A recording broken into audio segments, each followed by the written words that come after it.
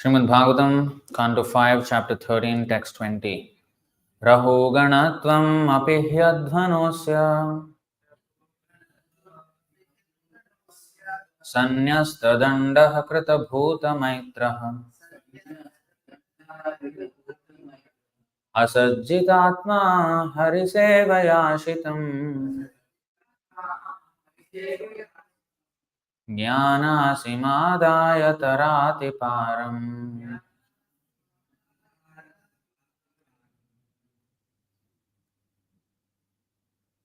Rahugana, O King Rahugana, Tvam, you, Api, also, he, certainly, Advanaha, of the path of material existence, Asya, this, Sanyasta Dandaha, having given up the king's rod for punishing criminals, Kritabhuta Maitraha, having become friendly to everyone, Asat Jita Atma, whose mind is not attracted to the material pleasure of life, Harisevaya, by the means of loving service to the Supreme Lord, Shitam, sharpened, Jnana Asim, the sword of knowledge, Adaya, taking in hand, Tara, cross over, Atiparam, to the ultimate end of spiritual existence. Translation and purport by His Divine Grace A.C. Bhaktivedanta Swami Srila Prabhupada Ki Jai. Translation: My dear King Rahugana, you are also a victim of the external energy, being situated on the path of attraction to material pleasure. So that you may become an equal friend to all living entities, I now advise you to give up your kingly position and the rod by which you punish criminals. Give up attraction to the sense objects and take up the sword of knowledge sharpened by devotional service. Then you will be able to cut the hard knot of illusory energy and cross to the other side of the ocean of nescience.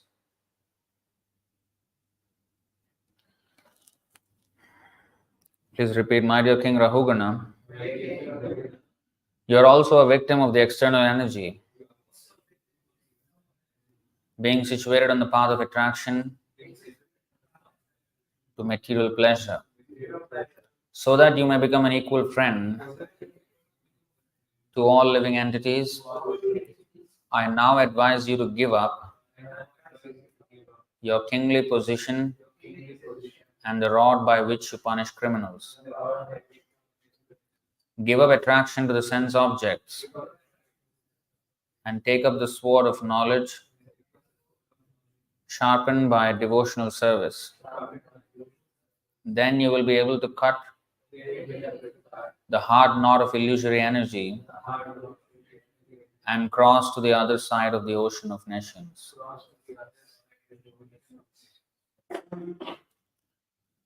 Purport. In the Bhagavad Gita, Lord Krishna compares the material world to a tree of illusion from which one must cut oneself free.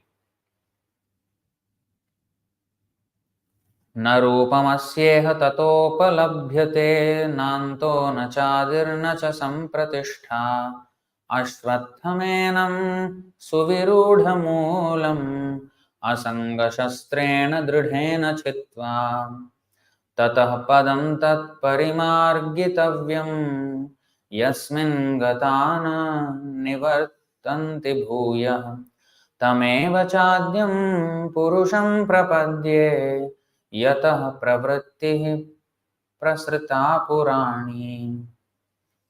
The real form of this tree cannot be perceived in this world. No one can understand where it ends, where it begins, or where its foundation is.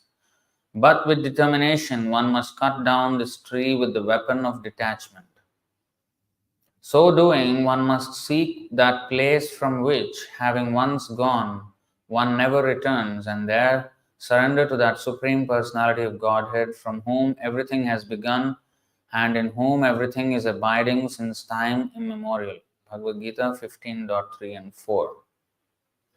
Om Ajnanatimirandhasya Jnananjanashalakaya Chakshurmilitam Yena Tasmai Shri Gurave Namaha Shri Chaitanya Manobhishtam Sthapitam Yena Bhutale Swayam Rupa Kadamahyam Dadati Swapadantikam Vandeham Shri Guru Shri Yutapadakamalam Shri Gurun Vaishnavamscha Shri Rupam Sagrajatam Sahagana Raghunathanvitam Tam Sajivam Sadvaitam Savadhutam Parijana Sahitam Krishna Chaitanya Devam Shri Radha Krishna Padan Sahagana Lalita Shri Vishakhanvitamscha He Krishna Karuna Sindho Dina Bandho Jagatpate Gopesha Gopika Kanta Radha Kanta Namostute Tapta Kanchana Gaurangi Radhe Vrindavaneshwari Vrishabhanu Sute Devi Pranamami Haripriye Vancha Kalpatarubhyascha Kripa Sindhubhya eva cha Patitanam Pavanebhyo Vaishnavebhyo Namo Namaha Namo Om Vishnupadaya Krishna Presthaya Bhutale Srimate Bhaktivedanta Swaminiti Namine Namaste Saraswate Deve Gauravani Pracharine Nirvishesha Sunyavadi Paschatya Deshatarine Jai Shri Krishna Chaitanya Prabhu Nityananda Shri Advaita Gadadhara Shri Vasadi Gaura Bhakta Vrinda Hare Krishna Krishna Krishna Hare Hare Hare Rama Rama Rama Hare Hare.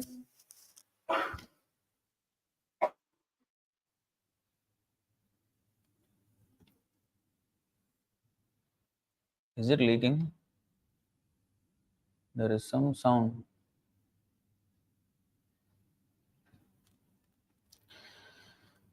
Okay.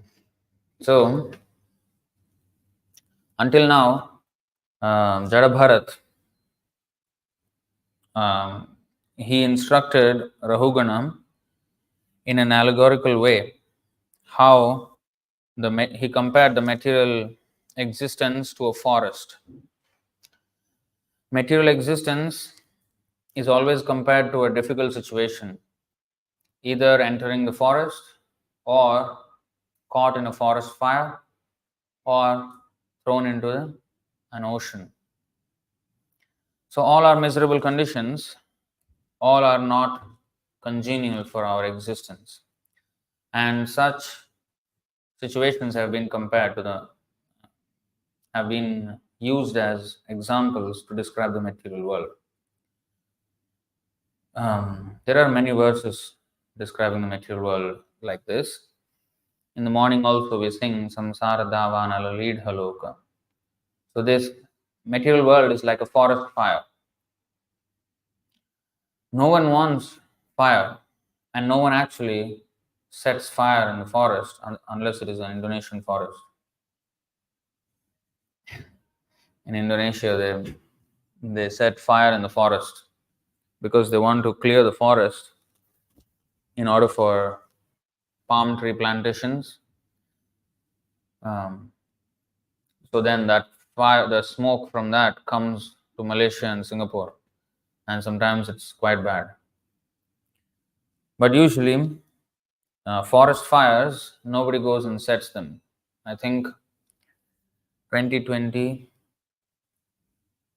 or was it later than that? 2022 maybe. There was a forest fire in Australia, right? So nobody actually sets it, but it catches on, and then it becomes bigger and bigger. So you see, recently, first there was this. Of course, there are always problems, but the most visible problem for the whole world recently was the pandemic. More than the virus, the government regulations were more painful all over the world. And after that was finished, when that was we were coming out of that, the Russia-Ukraine war, sending the prices of everything sky high because the oil is important for transport, and every single item that we get, there is transport involved. Even electricity, there is the energy comes from still largely fossil fuels, and because there were sanctions put on Russia, so the prices went up everywhere. Now, as that is, it's still going on, and now there has been Israel-Palestine war, and now India and Bangladesh. There's always something. Um, there's no stability in this material world, and every time it's an undesirable situation. When we think we have solved something, something else comes up. Either that solution itself creates another problem, or problem comes out of the blue. So it's always like this. And such incidences are explained in the previous verses of this chapter, where all the unfavorable conditions that a merchant would face when he enters into the forest to get something valuable in order to sell for profit, all those have been described in an allegorical fashion. So now Jadabharat is addressing Rahugana directly. He is saying that you, Rahugana, api hi advanosya, you yourself are on that path of that material existence. And then what did he say? Sanyasta dandaha. Dandaha means rod. Like we say dandavat pranam. That means like a rod falling flat. That's a sign of surrender. Symbolical, and also one has to actually feel it. So there is this, I think 11.6.7 purport.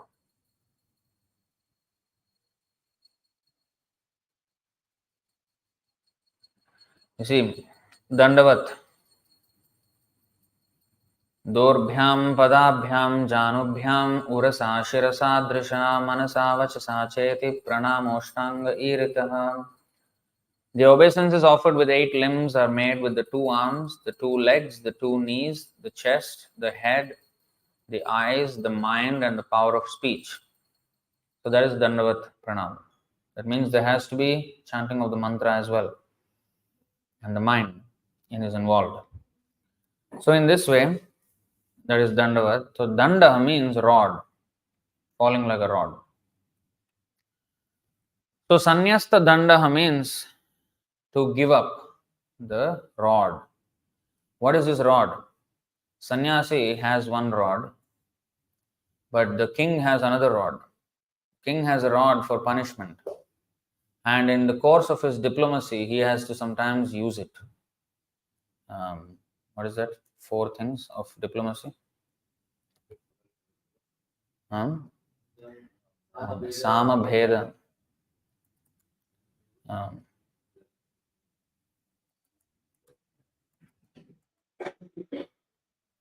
Samadana Bheda Danda.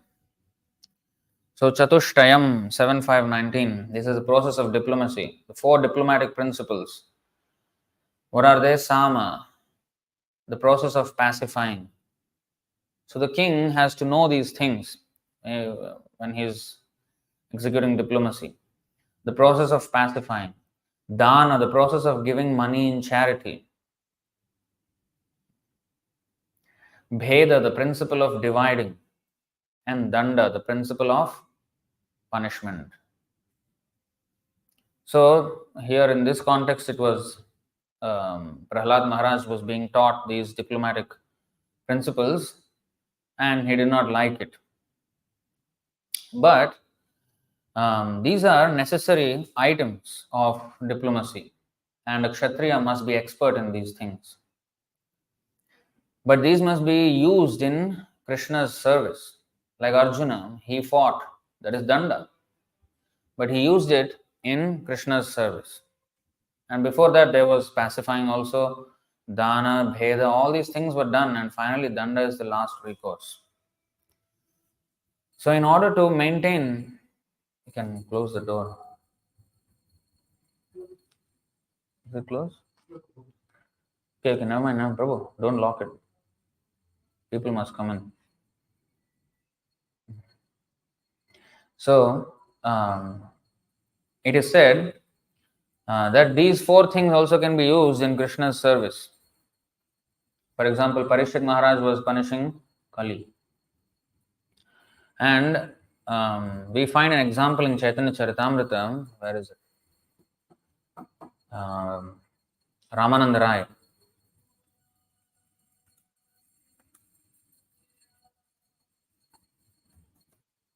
Although this is not a very good quality, being diplomatic and duplicitous.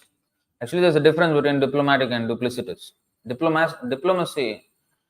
Being diplomatic means knowing how to conduct oneself in the right situation. How to conduct oneself rightly in a situation. For example, Prabhupada, even those disciples were wrong, Prabhupada did not straight away chastise in the beginning. You know, he sang, he performed kirtan in the Tompkins Square Park, and all the boys and girls were dancing together. That is not a Vaishnava custom, right? Boys and girls should be separate, but they were all dancing together. Prabhupada did not say anything first. Later on, the rules were introduced. Tasmat kyena pipayana yena tena prakarena mana Krishna niveshayet.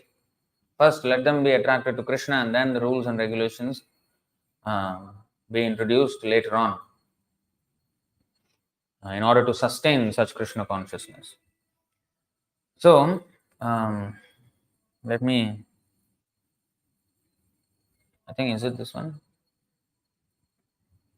Yeah, Madhya 12:44. So, this is in regards to Prataparudra, who wanted to see Lord Chaitanya, but Lord Chaitanya was very strict in not wanting to meet any king or a man with money, because such a materialistic association will not be conducive for a sannyasi, and he wants to teach that principle of sannyas life. But of course, Prataparudra was a great devotee.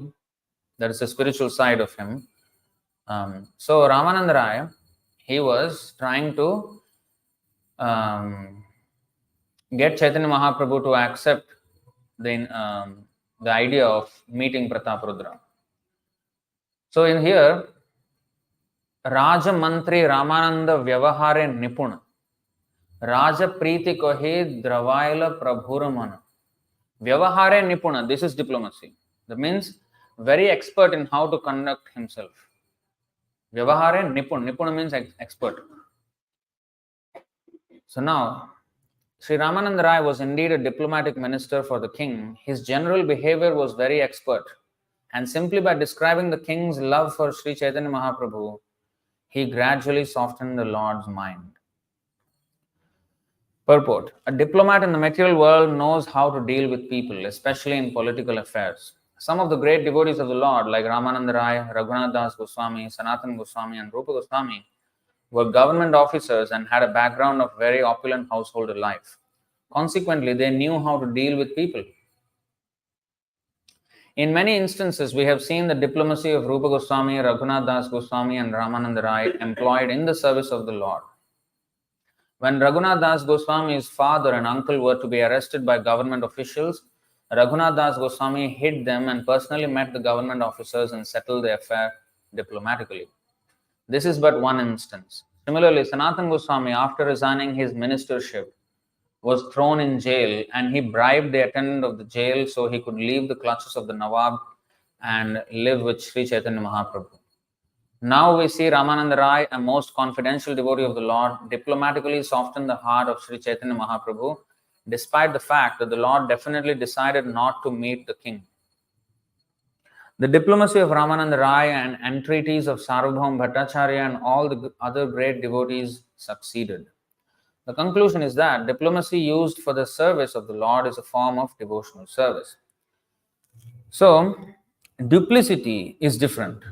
Duplicity means not having the right intention and doing one thing in,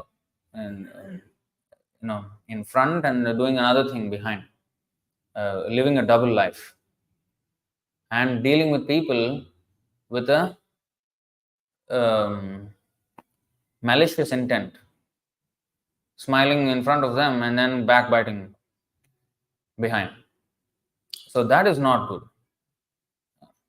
But in order to conduct oneself, one needs to know how to conduct oneself with all kinds of devotees and even outsiders. Like in the beginning of devotional service, one does not know how to deal, and that is explained in this verse. अर्चायामेव हरये पूजां यः श्रद्धये हते न तद्भक्तेषु च अन्येषु sabhaktah prakritah smritah. A devotee who faithfully engages in the worship of the deity in the temple but does not behave properly toward other devotees or people in general is called a prakrita bhakta, a materialistic devotee, and is considered to be in the lowest position. He does not know how to deal. That does not mean knowing how to deal with different people does not mean that we compromise our principles. Not at all.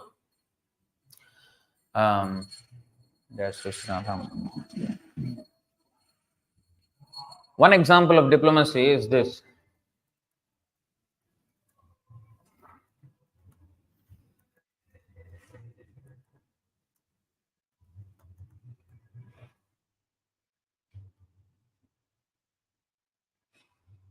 This is the full verse. I don't know where the full verse is. This is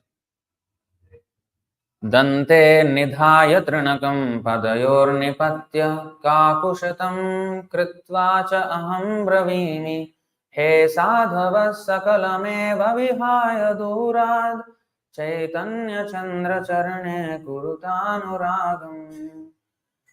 Taking a straw between my teeth and falling at your feet 100 times, I humbly submit. O great personality, please give up all mundane knowledge that you have learned and just submit yourself at the lotus feet of Lord Chaitanya Mahaprabhu.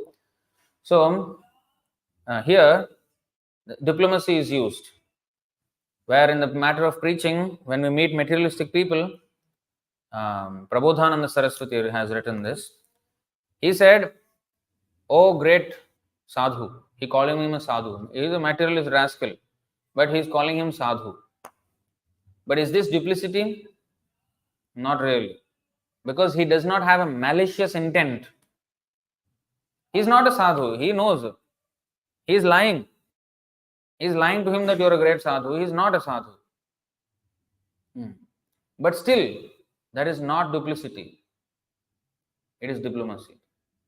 Because the intent was to bring them to Krishna. Bow down at the feet. Fall flat. Kakushatam. Praise him in 100 ways. Shatam. Kritva cha aham bravimi. Hey sadhava. Calling him a sadhu. But after that, no compromise. Sakalamehava vihaya durat. Once that person has accepted or liked his entreaties, his approach, now the devotee will put forward his proposal. What is that? Sakalameva vihaya durat. Give up all that you have learned because you have learned everything nonsense. Chaitanya Chandra Charane Kurutanu Ragam. Surrender to Chaitanya Mahaprabhu. So that message is not compromised. How one gets to that point is another, that's a tactic or a policy. Like Prabhupada said, Hanuman was strong. He could go by force and burn the Lanka, and he could have even brought Sita. Of course, his respect for Sita and Ram, he let Ram do it, and that is also the will of the Lord. But by force, he made Ravana submit, and eventually Ravana lost, and Sita was brought back to Ram. So Prabhupada said, Sita is Lakshmi. So we, actually all Lakshmi, every wealth belongs to Krishna. Sarvaloka Maheshwaram. Um, People are after gold, oil for wealth. People are having wars. Countries are fighting wars for oil. That oil is just from this one planet. They're drilling here and there. But Krishna is Sarvaloka Maheshwaram. All planets, all the opulences of all planets, he is the owner. Um, so all wealth belongs to him and should be rightfully employed in his service. But people like Ravana's mentality, they want to enjoy the wealth of the Lord. Whether one enjoys to the extent of Ravan or to the extent that he can, he is a mini Ravan then, or a micro Ravan, or a nano Ravan. But he is Ravan. Ravan he is. Every materialist is Ravan. Whether it's a nano, micro, pico, or whatever, he is a Ravan. But Hanuman was strong and he could snatch the wealth away from Ravan. But we are not so strong, Prabhupada said. So we will accept the policy of begging. We will beg from people, please donate something, for a good cause. So they will take some pity. Oh, these people are doing something nice. Okay, he is standing in the hot sun. Let me give him some $2, something. So he is thinking that he is doing a favor by giving that money, but actually the devotee is doing him a favor by taking his money and giving it to Krishna. He does not understand actually what is happening. This is called Ajnata Sukriti. So somehow or other, make him surrender. Of course, he's not 100% surrender. Whatever little, give it to Krishna. Give a book, sell a book. In that way, this is also diplomacy. And in that also, as the devotee matures, he will know how to conduct himself. As his knowledge develops, that's inauspicious. Should not put that. So he knows how to conduct himself and how to preach, how to present the arguments. So in this way. So anyway, this is diplomacy. Although Prahlad Maharaj did not like it, later on he became a king and he has to employ diplomacy. But diplomacy without Krishna consciousness, what happens? All the diplomatic tools one has in one's repertoire will be used for sense gratification. And that is bad. Always what is bad is sense gratification, not the tool itself. The hammer is not a bad thing, but if you take the hammer and beat somebody's head, that is bad. Knife is not a bad thing. In fact, the sharper the knife, the better it is. Nobody likes a blunt knife in the kitchen. But with sharp knife comes the risk of cutting your finger or hand or anything. But if I put the knife in somebody's body and kill him, that is bad. That does not mean knife itself is bad. So the tool is one thing. How the person who is employing the tool, it depends on him how the result will be. So one has to know how to apply all this in Krishna's service. But here, in today's verse, Jadabharat is asking Rahugana to give up. Give up what? Sanyasta dandaha. Give up your rod for punishment. While he was a king, then he has to do that, right? Why did he ask him to give up? Because he was using that danda for his sense gratification. That was the problem. And if a leader does that, what example is that setting for what example is he setting for the people? Yadyad acharati shreshthas tattadevetaro janaha. The common man will follow such example of the king. So he said, you give up. You are not qualified to hold his danda. Like Brahmana or a devotee, he is akinchana gocharam. He is akinchana. That means he is usually a pauper. Prabhupada explains that even Yudhishthir Maharaj was akinchana because although he had all the wealth, he has as his younger brother Dhananjaya, Arjuna. But still he was akinchana because he was not interested in any of that. He did not consider himself a proprietor of such wealth. And akinchana gochara, Krishna is available to such people. But when such people, devotees who are not interested in wealth, are given all the wealth and they employ it in the Lord's service, then that is the biggest benediction. In fact, that will be the most auspicious thing for the world. Wealth used in Krishna's service. For example, Prabhupada, he went like a pauper. With 40 rupees, he went to America. But later on, millions of dollars. And he constructed so many temples. And with that money, there was more auspiciousness for the world. And that is actually the blessing of Lakshmi.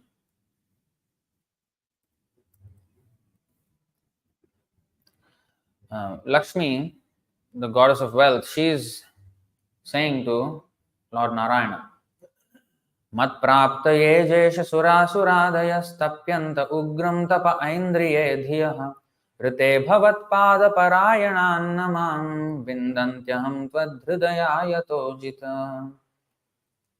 O Supreme Unconquerable Lord, when they become absorbed in thoughts of material enjoyment, Lord Brahma and Lord Shiva, as well as other demigods and demons, undergo severe penances and austerities to receive my benedictions.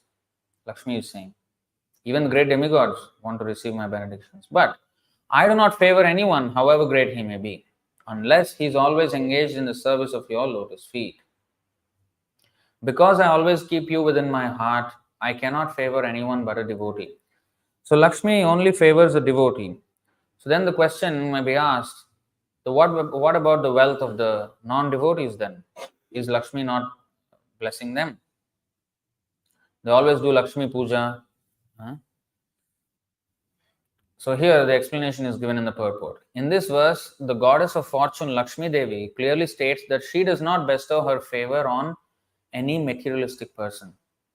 Although sometimes a materialist becomes very opulent in the eyes of another materialist, such opulence is bestowed upon him by the goddess Durga Devi, a material expansion of the goddess of fortune, not by Lakshmi Devi herself. Those who desire material wealth worship Durga Devi with the following mantra: Dhanam Dehi, Rupam Dehi, Rupavati Bharyam Dehi. O worshipable Mother Durga Devi, please give me wealth, strength, fame, good wife, and so on. By pleasing Goddess Durga, one can obtain such benefits, but since they are temporary, they result only in Maya Sukha, illusory happiness. As stated by Prahlad Maharaj, Maya Sukhaya Bharam Udvahato Vimudhan, 7943 Srimad Bhagavatam. Those who work very hard for material benefits are Vimudhas, foolish rascals, because such happiness will not endure.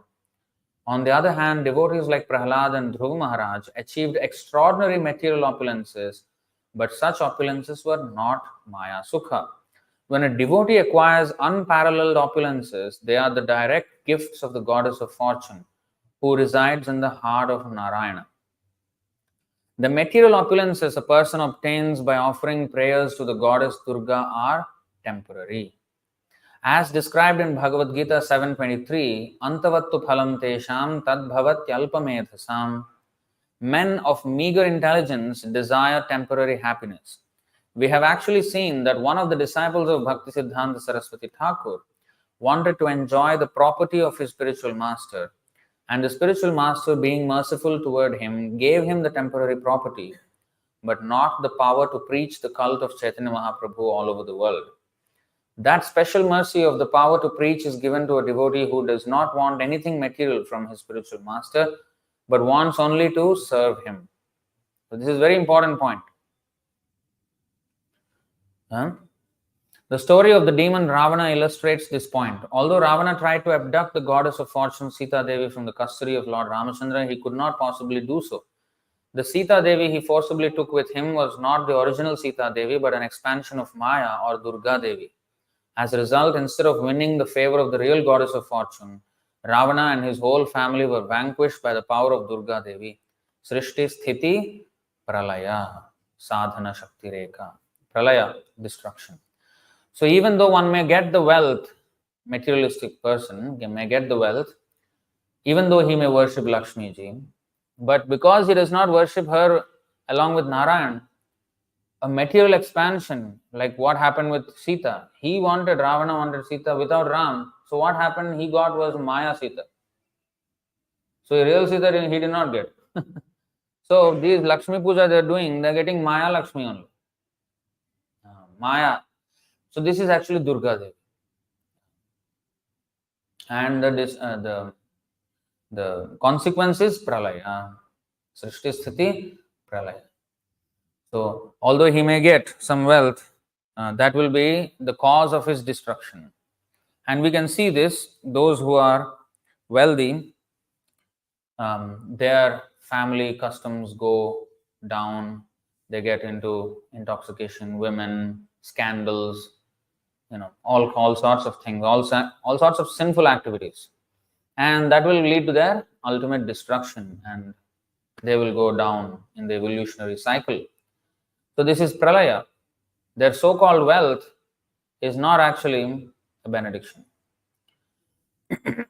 So this is an important point to understand. What is this?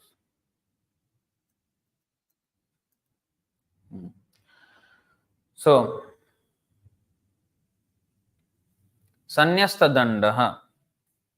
So here he is asking him to give up, because he was not capable of holding such a position. Because if you are a king, you have a responsibility. What is that? Responsibility. Gururna sasyat svajano na sasyat pita na sasyat janani na sasyat daivam na tatsyan na patischa sasyan namo chayedyah samupeta mrityum.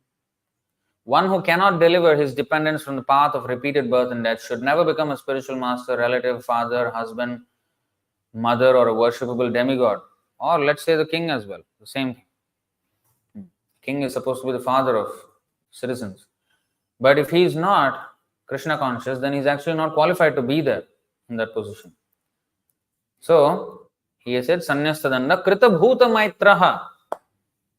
What is this? Krita Bhuta Maitra means having become friendly to everyone. So he is asking him to give up this punishment and become friendly to everyone. That is sadhu. Sadhu.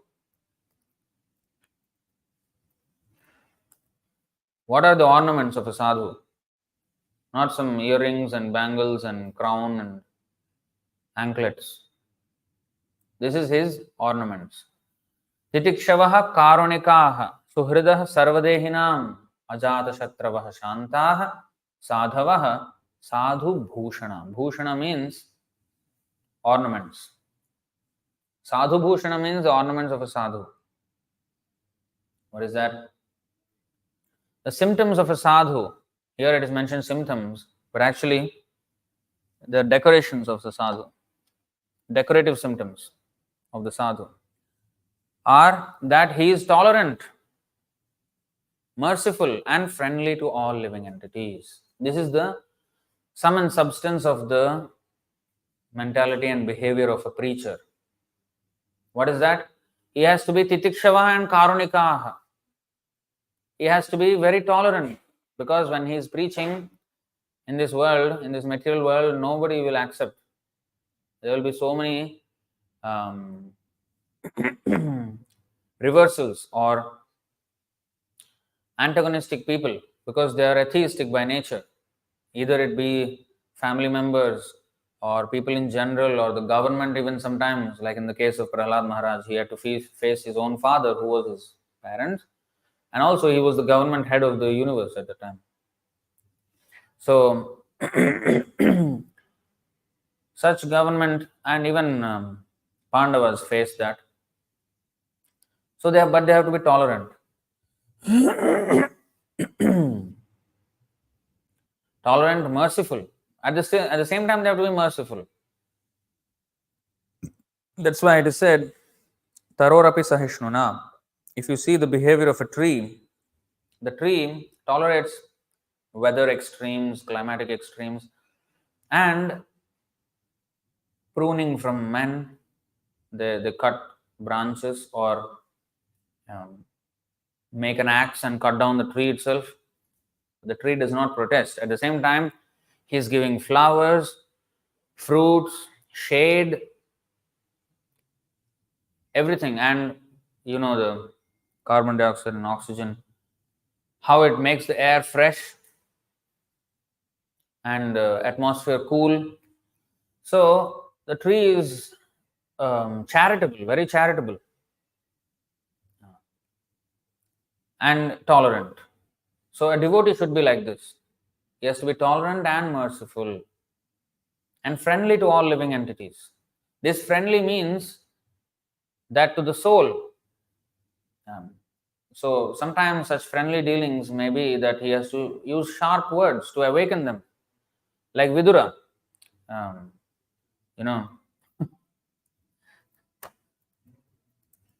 You see, Grihapalavat 113:23. You see, Vidura, he was very merciful towards his brother. He wanted to benefit his brother Dhritarashtra, who was always blinded by affection for his sons. He said, Aho mahiyasi jantor jivita yatha bhavan bhima pavarjitam pindam adatte grihapalavat.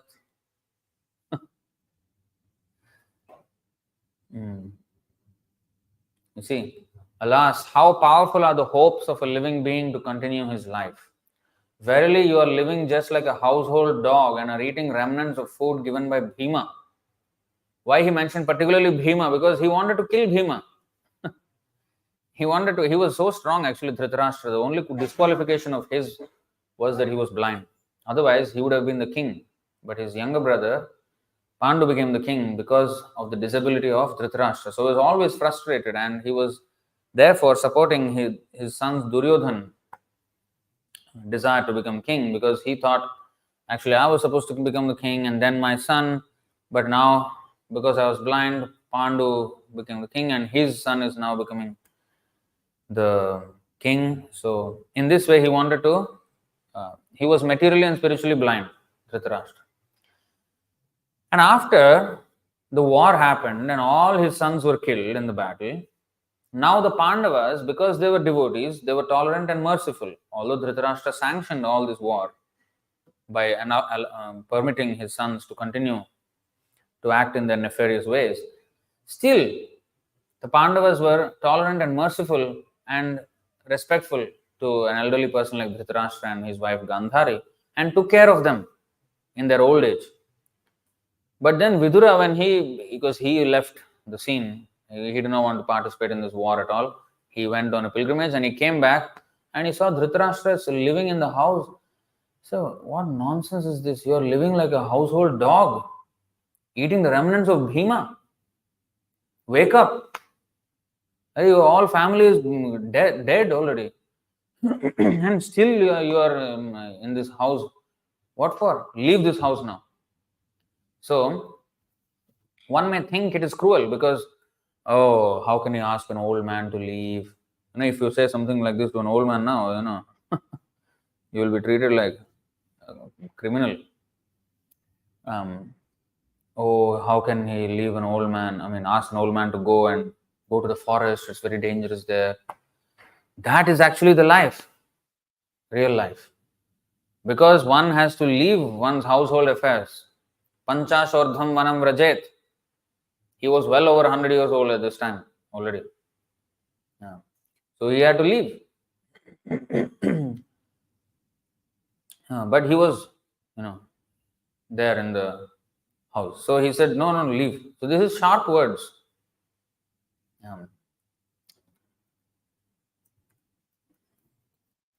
So sharp words, that does not mean Vidura was not friendly to Dhritarashtra. He was more friendly than the Pandavas. Of course, according to social customs, Pandavas had to, because they were younger in age, they had to serve him. But he did more good for them, for Dhritarashtra, Vidura, than even the Pandavas. Tato duhsangam utsrujya satsu sajjeta buddhiman santa evasya chindanti mano vyasangamukti. 11:26-26 Bhagavatam. An intelligent person should therefore reject all bad association and instead take up the association of saintly devotees, whose words cut off the excessive attachment of one's mind.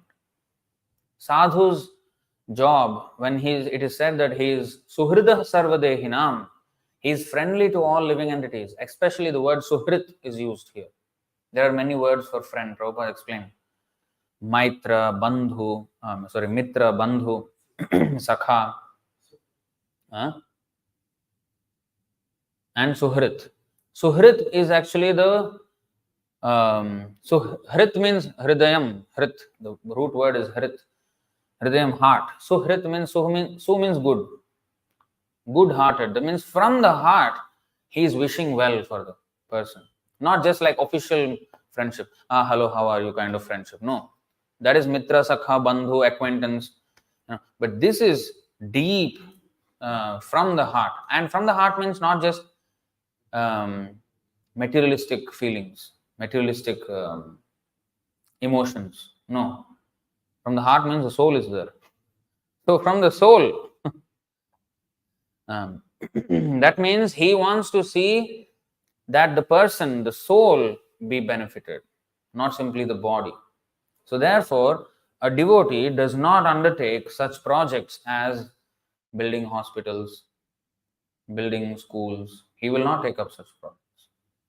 And materialistic people may find that to be cruel and not,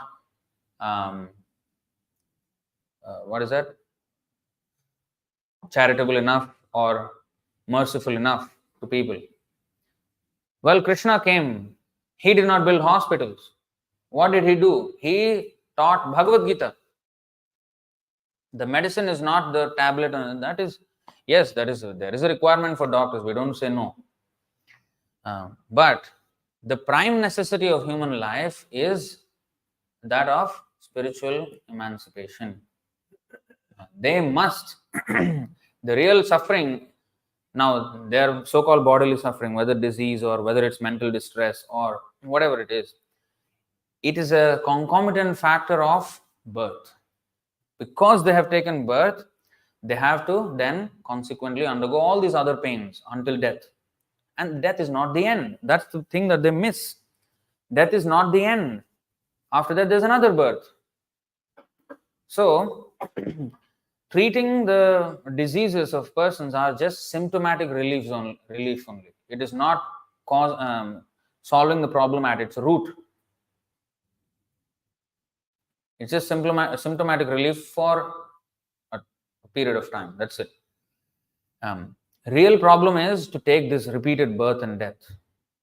As long as there is birth, there is all the other miseries. Janma, Mrityu, Jara, Vyadhi, Dukkha Doshanu Darshanam. These are the four cardinal miseries. Apart from these four, there are Adhyatmik, Adhibhautik, Adhidaivik. The Trishula, the Durga Trishula into the heart of Mahishasura. That is the symbolism. The Trishul. Why it is Trishul? Why there are three? A fashionable weapon. Oh, I will have something different from others. No. Meaning, there are three kinds of miseries. Miseries caused by ourselves, upon ourselves, inflicted upon ourselves. Like, for example, I bite my own tongue. Who is to be blamed? To be blamed. Or I trip over my own leg and fall. Who is to be blamed? I am to be blamed. So this is adhyatmic misery. I did something for myself. So that is one. Adhibhautik, by other living entities. Neighbors or even mosquito. It can be. Bites us and we'll get dengue or malaria. So adhibhautik, by other living entities. Adhidaivik. Now these are also living entities but much higher controllers, the devatas. For example, famine or a drought or an earthquake. These are beyond human control or even control of other living entities. They are enacted by the demigods. And this is where they will remember God. insurance companies will say this is act of God. But creation is not act of God. Destruction is act of God. This is their understanding of act of God. This is nonsense. But actually, both are act of God. And especially, more technically, there is an act of demigods, devatas. Who are there? Devatas are universal government officers managing the affairs of the universe. And Jagannath is Krishna, the ultimate owner of everything. And these devatas, they serve him by managing the affairs of the universe. And they punish sinful people in different ways. And sometimes, because we are engaged, human society is engaged in, for example, wholesale killing of animals. Billions of animals are killed every day. Billions. So don't you think that the reaction will come back? Won't come back. It will come back. So sometimes in the form of these natural disasters. Even daily, anxieties and troubles are also because of many of the sinful activities that we perform, but especially such disastrous events. They are adhidaivik, sorry. So these three miseries, if you think, oh, birth, death, old age, disease. Okay, when I'm young, I'll enjoy then. No. Even though we may think there is gap, oh, there are only 4. There is a huge gap in between. Okay, that gap is filled with these three trishul. I mean, this tapatraya. 3 kinds of miseries. So, a devotee is friendly. He wants to benefit the soul. The parrot in the cage is not happy. You can decorate the cage as much as you want. That does not make the parrot happy. You may be happy by seeing the parrot in a beautiful decorated cage, but the parrot is not happy. So, a person who is trying to help others, he builds a hospital and he's happy. I've done something for people, but the people are not happy. They may get some medicine, but still their life is not happy. It's not that they become ecstatic now after receiving the medicine. No, their life is still miserable. They have to go home after the medicine and they have to deal with the problems at home.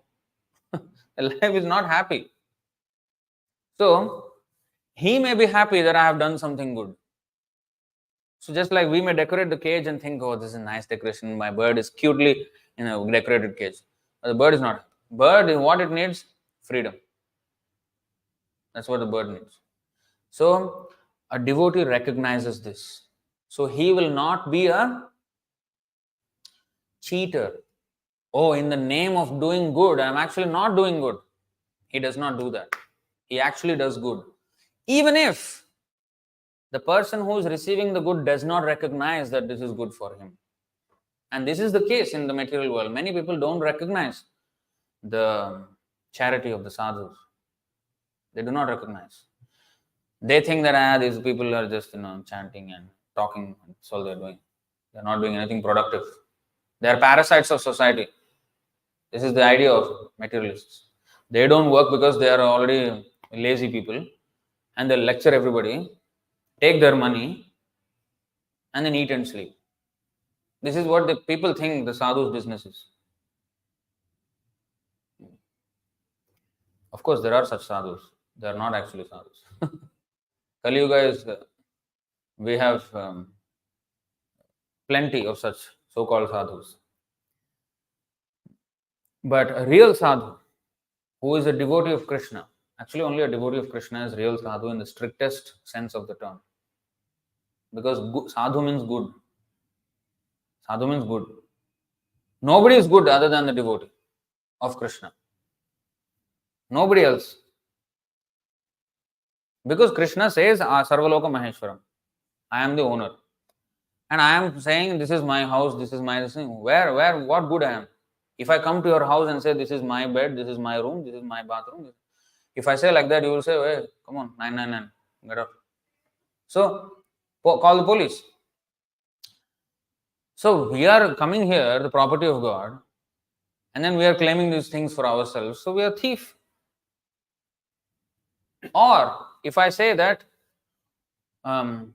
Ganesh ji, everything belongs to you. Shiv ji, everything belongs to you. Durga ji, everything belongs to you. If I say that also, I am nonsense.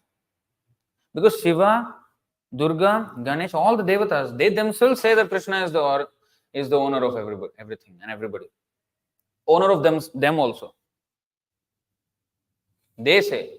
And if I suppose I come to your house and say, this is the property of the neighbor, suppose, how do you feel? So, or it is the property of your guard who is standing outside of the gate, this is the property of the guard. If I say, all these devatas are servants of Krishna. If I say that the property belongs to the servant, that is also nonsense. So it is not sadhu. So devotee of any other devata is not sadhu, a materialistic person is not sadhu, only a devotee of Krishna is a sadhu. To start with, he is a thief otherwise. Thief. Therefore, this sadhu word is loosely used in Hinduism also now. Loosely. Everybody, some beard, saffron color sadhu. Some mala on the, Mathai tilak, galai mala. That is symptom of sadhu, they see. That's why Bhaktisiddhanta Saraswati Thakur said, sadhu is not to be seen, he is to be heard. He is to be heard what he speaks. If he speaks that, you can imagine whatever form of God, that means he's rascal number one. Or God, Vedas all no need, you can just realize, I will teach you some, path by which you can realize yourself. Rascal number one. Rascal. That's it. Ours is very straightforward. We don't beat around the bush, straight to the point. If he's doing that, no matter what he is, he's a rascal. So sadhu means he will benefit the other person spiritually, even if the other person is not asking for it. This is real meaning of sadhu. In fact, I will, where is that? I don't know if I have. Let me see. It's here. Shastra. I should take out this one because it's very interesting.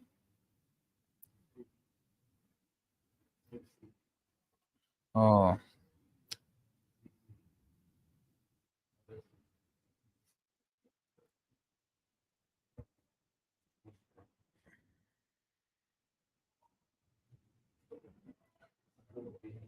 Or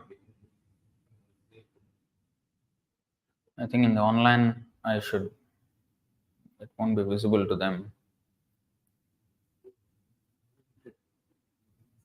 Yes. So here, you see,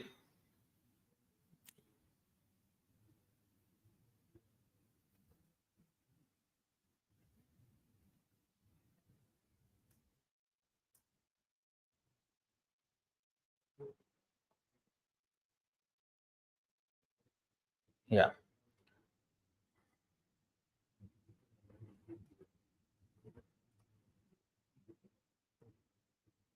You see this particular chapter, for the online viewer, it is not visible, but I'll just read it. Or shall I connect?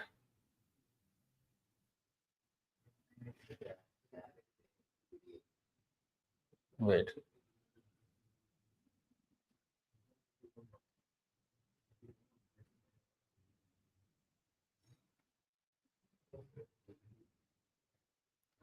Okay, now here they can see this is not. Okay. Sharp words of the sadhu. Srila Gaurkishore Das Babaji always gave beneficial instructions to persons who approached him with faith and humility, no matter what their spiritual status. On one such occasion, a seeker went to Babaji Maharaj to hear topics concerning the Supreme Lord, but he heard some harsh words from him instead. The seeker therefore resolved to never go near Babaji Maharaj again. After some time, however, having been stricken with a distressed and troubled mind, he suddenly returned to see Babaji Maharaj. Srila Babaji Maharaj, instantly realizing the reason for his depression, told him, "Oh, you have left the association of devotees where topics about Krishna are discussed, and now you are living in a secluded place and performing solitary worship of Krishna. When one hears the topics of the Supreme Lord in the company of devotees, then one becomes freed from Maya's net of illusion.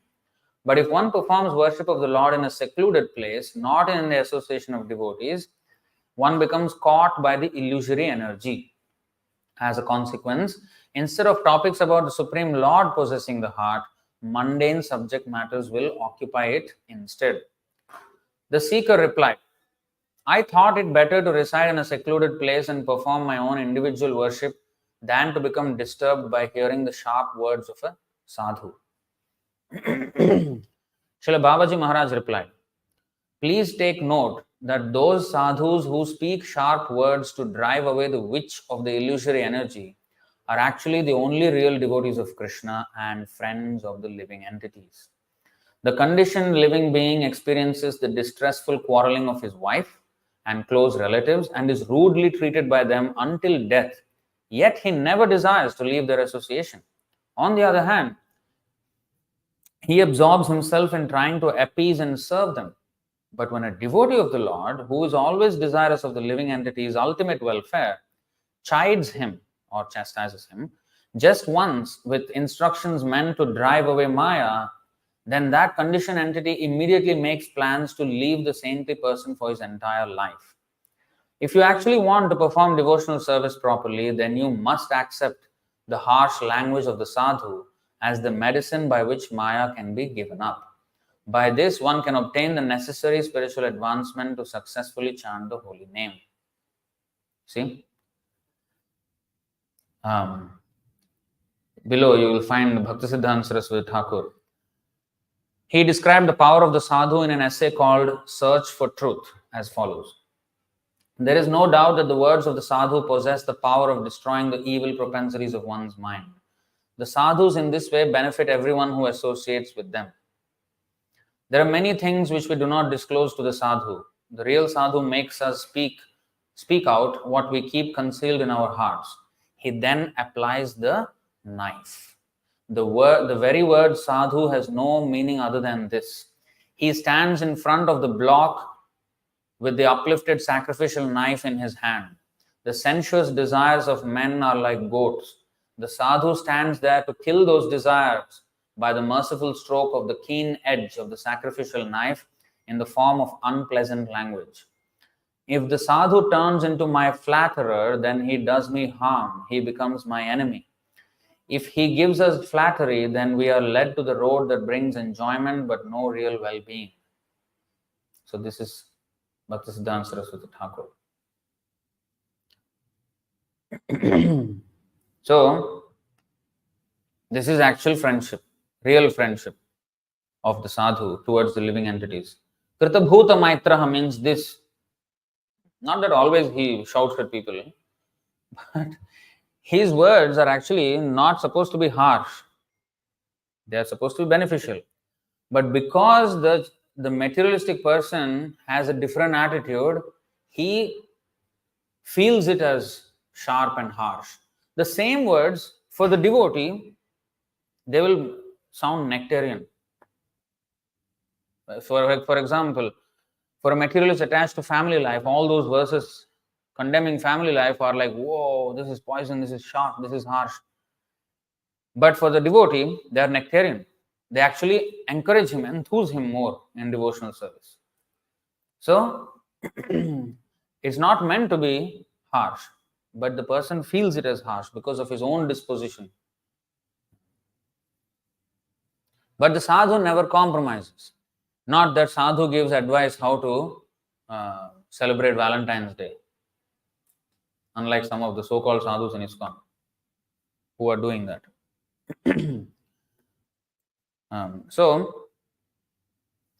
Going back, of course, we will go see this verse. Wow. 4:26-21. Puranjana Vacha. Nunam tu akrita punyaste bhritya ye shvishvaraha shubhe kritagahasva Kritagah su atmasat kritva siksha dandam na yunjate.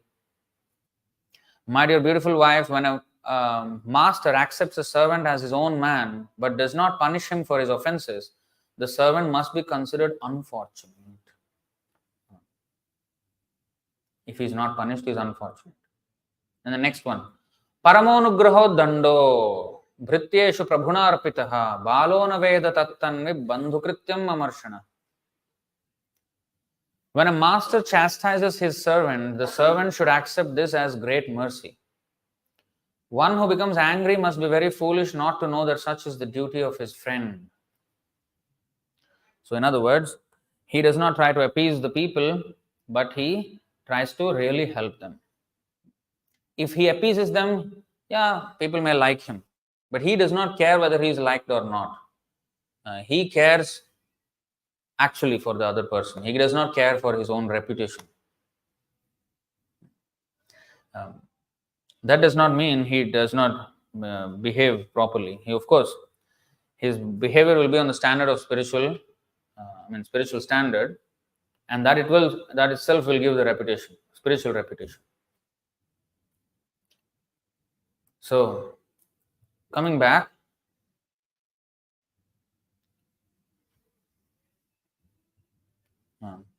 Kritabhuta Maitraha Asajjitatma. Oh yeah, Kritabhuta Maitraham. One other verse.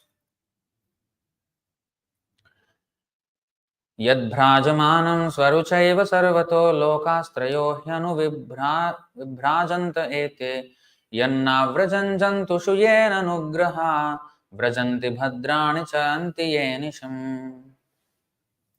The self-effulgent Vaikuntha planets, by whose illumination alone all the illuminating planets within this material world give off reflected light, cannot be reached by those who are not merciful to other living entities. Only persons who constantly engage in welfare activities for other living entities can reach the Vaikuntha planets. And that is also explained in the 5th chapter of Bhagavad Gita, 525. Labhante brahmajan nirvanam rishayah kshina kalmashaha Chinnadvaidha yatatmana sarvabhuta hite rataha. Sarvabhuta hite rataha. Sarvabhuta means for all living entities. Hite in welfare work. Rataha engaged. Sarvabhuta hite rataha. Those who are beyond the dualities that arise from doubts, whose minds are engaged within, who are always busy working for the welfare of all living beings, and who are free from all sins, achieve liberation in the Supreme. Others cannot. And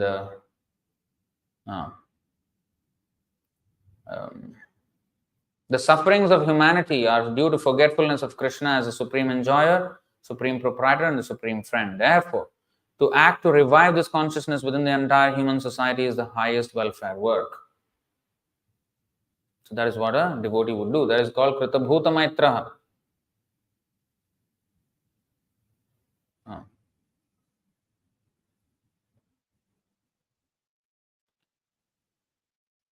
So then Asajjitatma Harisevaya Shitam. This is another huge topic, but we'll just condense it. So Asajjita Atma, whose mind is not attracted to the material pleasure of life. Jita Atma, conqueror. Jita means conqueror, to conquer. Jita Atma means to conquer the mind. Bible also says, what is that? What profited the man who wins the whole world but loses his eternal soul? So, a conqueror may conquer everything in this world, but he is not conquering his own senses.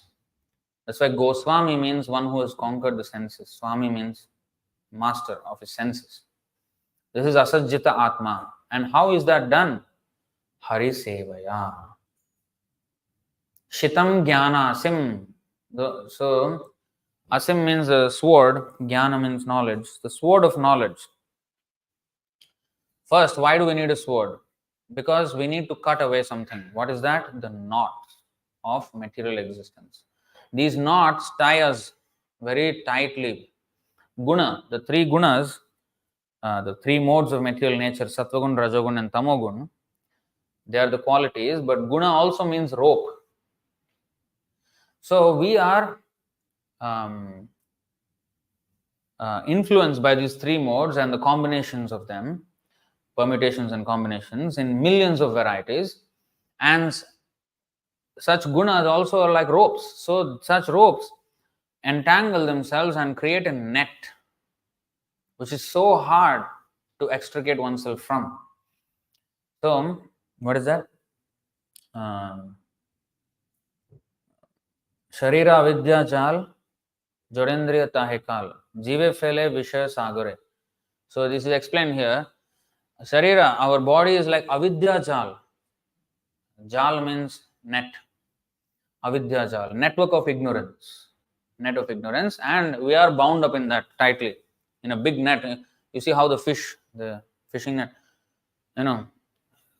wrapped around. Cannot get out. The fish cannot get out.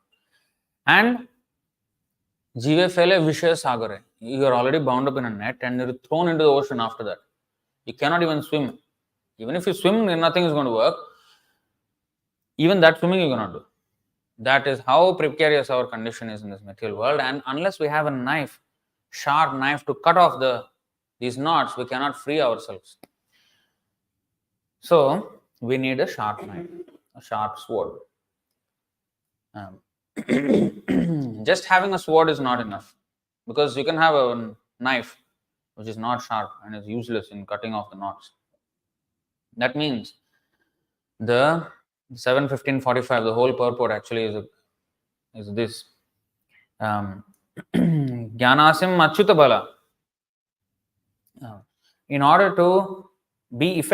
for the knowledge to be effective, even if we learn spiritual knowledge, in order for it to be effective in our life, we have to engage in the service of the spiritual master. Even here it is said Harisevaya.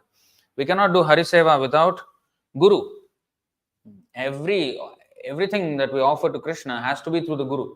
Otherwise Krishna will not accept. We are cooking, but after that we are putting Tulsi leaf, we are chanting Prabhupada's mantra first and then Chaitanya Mahaprabhu Krishna. Only because of that only Krishna is accepting. Oh Krishna, I have cooked for you, please accept. Why?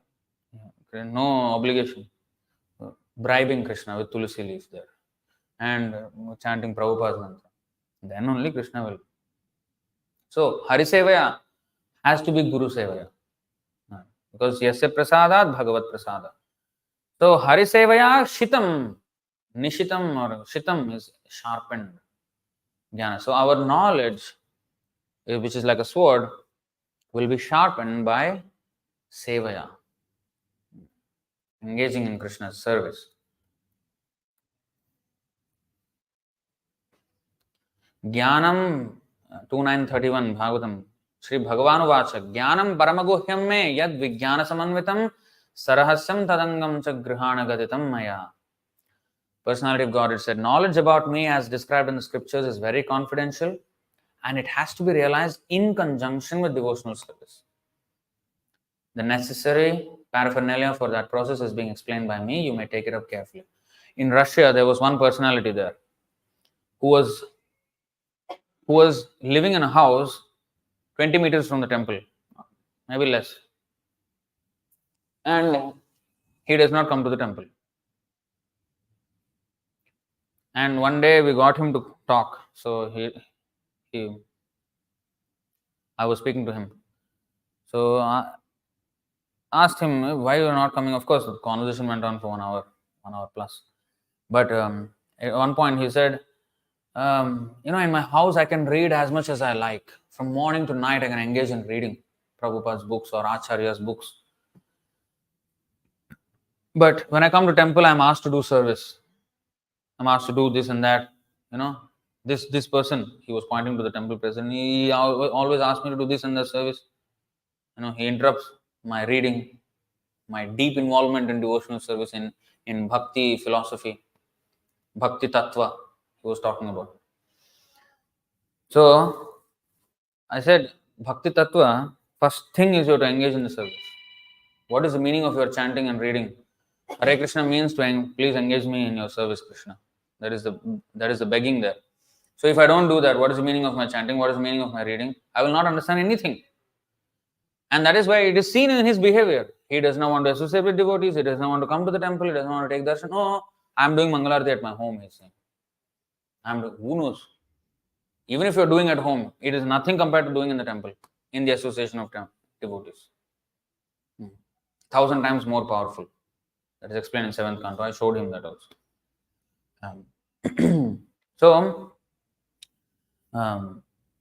One must associate with devotee. The whole point, temple is not a place where the deity is. Because deities can be anywhere. Temple is a place where the devotees are. Yatra gayanti madbhakta tatra tisthami narada. Krishna said, Narayana is saying, I am there where my devotees are glorifying me. So without devotees, where is the temple? Yeah. So that is the real temple. So Jnanasim, what is it? Shitam Harisevaya. By devotional service, we can sharpen this knowledge. No other way. So we have to engage in Krishna's service. Then what is the... Of course, a lot can be said about that, but we have spent already so much time.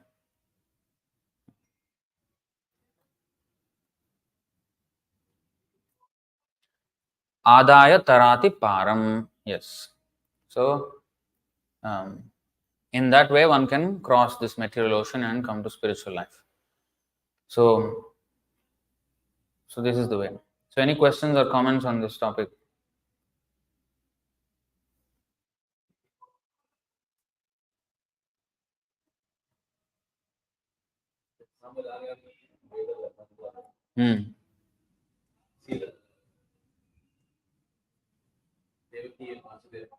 Yeah, that's another example.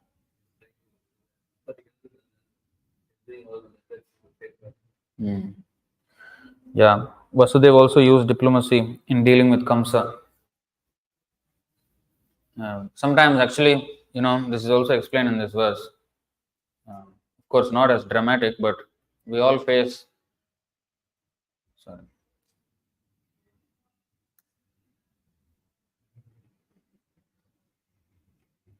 We all face, dealings with family that are not sometimes congenial. What luck? At least put in silent mode now. Brain. ये वामयीशे कृतसौहृदार्था जनेषु देहं भरवार्तिकेषु गृहेषु जायात्मजरातिमत्सो न प्रीतियुक्ता यावदर्थाश्च लोके. Those who are interested in reviving Krishna consciousness and increasing the love of Godhead do not like to do anything that is not related to Krishna. They are not interested in mingling with people who are busy maintaining their bodies, eating, sleeping, mating, and defending. They are not attracted to their homes, although they may be householders, nor are they attached to wives, children, friends, or wealth. At the same time, they are not indifferent to the execution of their duties. Such people are interested in collecting only enough money to keep the body and soul together. And more appropriate is this one.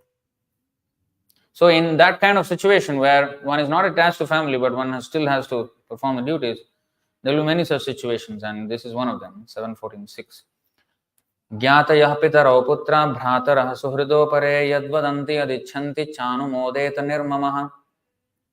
An intelligent man in human society should make his own program of activities very simple.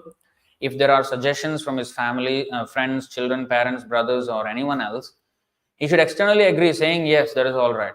But internally, he should be determined not to create a cumbersome life in which the purpose of life will not be fulfilled.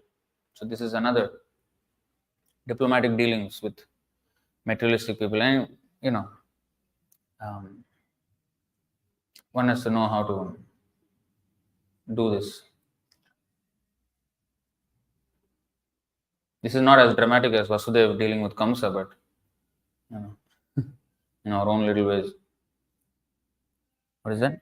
Spiritual knowledge that we preach to people can remain in their hearts only if they do some service, otherwise they totally forget that. What else can help them to remember this knowledge?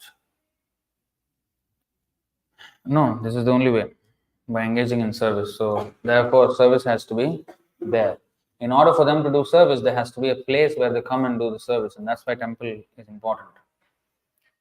So preaching will not have effect if we don't have a temple, because how are they going to employ themselves in Krishna's service, and how will they get the association of devotees if there is no temple? So that's why temple is essential. in training of devotees. So any other questions or points to add? Yeah. You said that Seva means Guru Seva. So, and say initiative is spread from our side, but that learning gradually. But then there's words I came across some time ago. I can't remember exactly. They said this. Sadhu means to prioritize Shivadev Swami, saying that you attain all perfection without taking initiation from Mr. Ramasa. But I know we all learned that one has to take initiation from Mr. Ramasa. So, what about that? He was already Brahma Nirvana. I mean, he was in the impersonal, this realization. So he was already perfect. But if you see, even he came back to hear Bhagavatam when he heard the verse about Putana. You know that? Then he heard the whole Bhagavatam after that. Then he situated himself in devotional service. Ahobakiyam. What is that? 3 what? 3? This verse he heard. Ahobakiyam stanakalakotam jigham sayapaya yadapyasadhi lebhe gatim dhatriuchitam tatonyam kamvadayalum sharanam brajema. Alas, how shall I take shelter of one more merciful than him, Lord Krishna, who granted the position of mother to the she-demon Putana, although she was faithless and had prepared deadly poison to be sucked from her breast. So, this highlights the merciful quality of Krishna. And even because Atmarama Muniyo, even if one is completely in spiritual situation, impersonal, even he will be attracted by the qualities of Krishna. Atmaramascha Muniyo nirgrantha pyurukrame kurvantya haitukim bhaktim itham bhuta guno harihi. Sudha Goswami said all different varieties of Atmaramas, those who take pleasure in the Atma or spirit self, especially those established in the path of self-realization, though freed from all kinds of material bondage, desire to render unalloyed devotional service unto the personality of Godhead. This means that the Lord possesses transcendental qualities and therefore can attract everyone, including liberated souls. So once he heard this only, then he became attentive to hear Bhagavatam. Other than this, he was not interested in anything. But that was the beginning, when he himself heard Bhagavatam, and then of course he preached after that. Then how did he think this? He was just saying that one must take initiation. So this is initiation also. Of course, he did not undergo the sacred thread and all this. He was already liberated. But even to enter into devotional service, he has to hear from another devotee, Vyasadeva. Yeah. Initiation is actually the knowledge. So that formal initiation, maybe you said important. Okay, the formal initiation, there are two things. If you see in the Bhagavad Gita, Arjuna says, 10th chapter, I accept Krishna, everything that you say. First thing, in the second chapter, 7th verse, he says, Shishyasteham, I am your disciple, please instruct me what is good for me. 10th chapter, he says, I accept everything that you say. 18th chapter, 73rd, he says, Karishya Vachanam, I will do whatever you say. So, initiation means coming to the point of, I will do whatever you say. That is surrender to the Guru. Because in the beginning, when knowledge, like when you read the books, yeah, your curiosity is being satisfied. Okay, you have some questions, you have some doubts, you have some problems. They're being addressed one by one, one by one. But initiation means now I am making the commitment of following the orders of the Guru. Yes, initiation of the knowledge is the initiation. Like Bhagavad Gita was started to be spoken in the second chapter practically. First chapter, Arjuna was ranting away. Second chapter, Bhagavad Gita really starts, Krishna starts speaking. But 18th chapter, he says, Karishya Vachanam Tava. So all his doubts and everything, all the questioning that he did it submissively. But then he finally says, Karishya Vachanam Tava. So we have to come to that point. That is initiation. Prabhupada also explains this in the conversation in 1975 with Siddha Swarupa in Hawaii. Preaching means that the person has to willingly accept the principles set down by the Guru. That is initiation. I take the commitment. Guru is fulfilling his side of the commitment, contract. We have to agree to our side of the contract, which is to follow the orders of the Guru. So that is the initiation.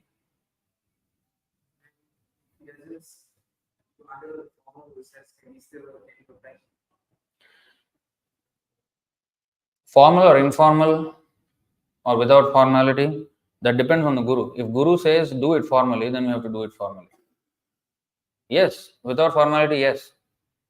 One can accept in the heart. Like Prabhupada said, the moment I met Bhaktisiddhanta Saraswati Thakur in 1922, in my heart I accepted him as Guru.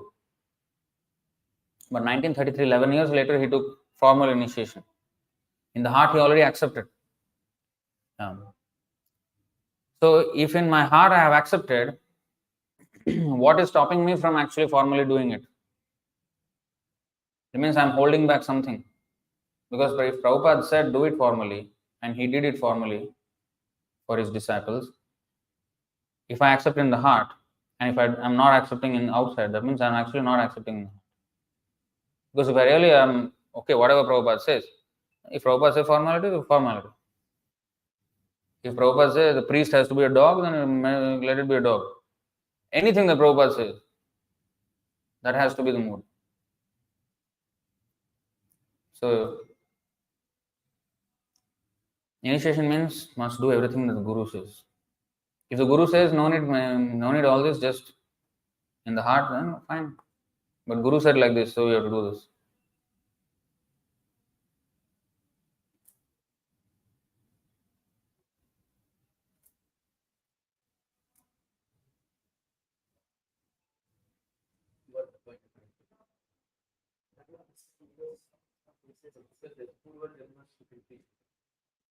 Some people are coming to us like very protected.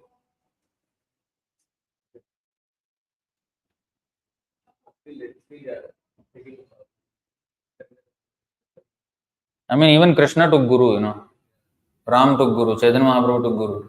Forget about realized soul.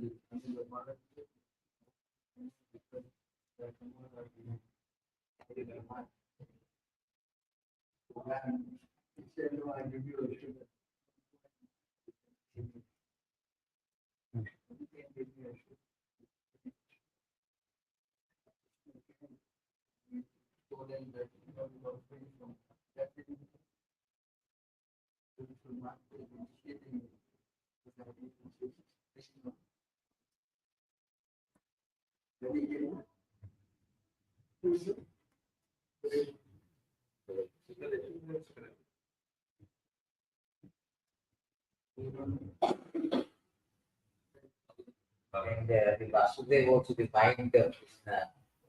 The Vasudev, Krishna came. What happened?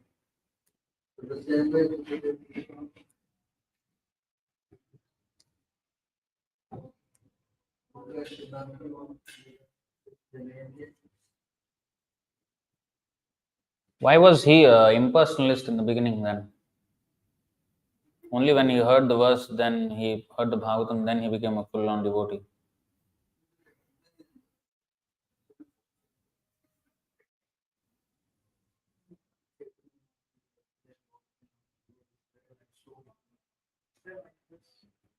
So isn't that the point where he actually formally accepted devotional service as his way?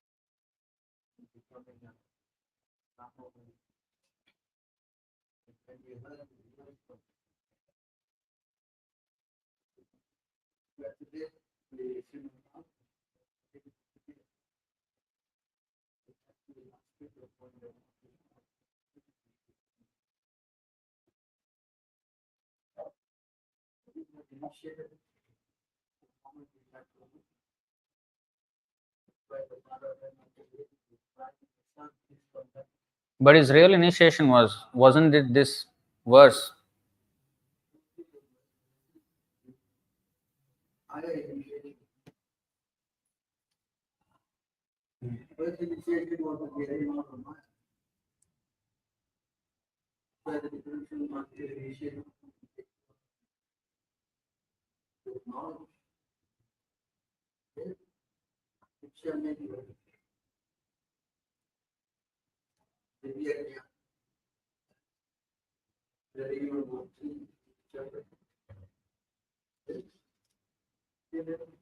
Except seeing it.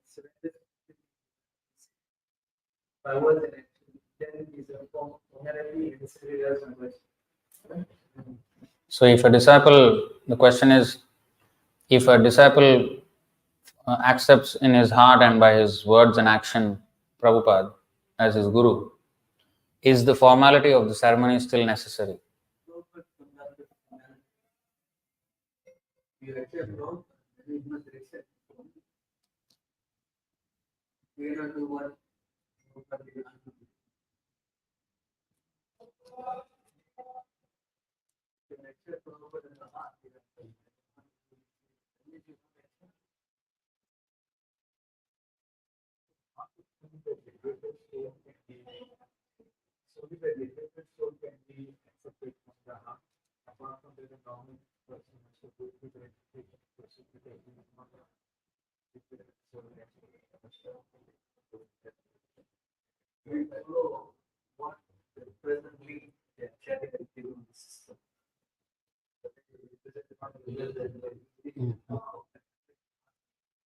what if you do? What if the circumstances self-imposed, they follow society, but they are not able to take a formal meeting?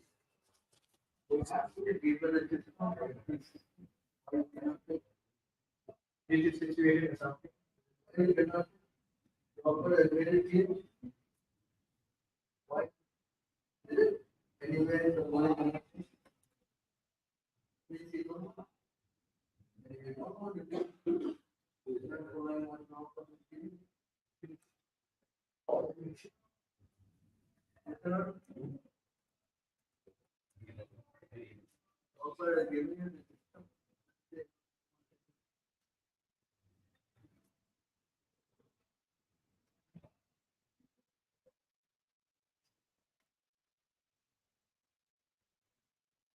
How to do initiation, particularly when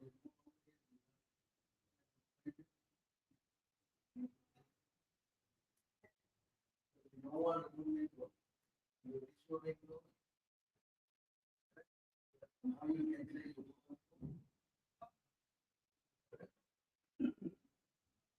you learn from Prabhupada, when you ask to do something that happens.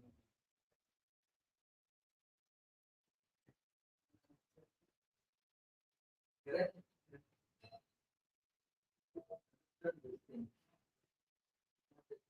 Something somewhere. So there Swami he walked up. So I have to walk out again.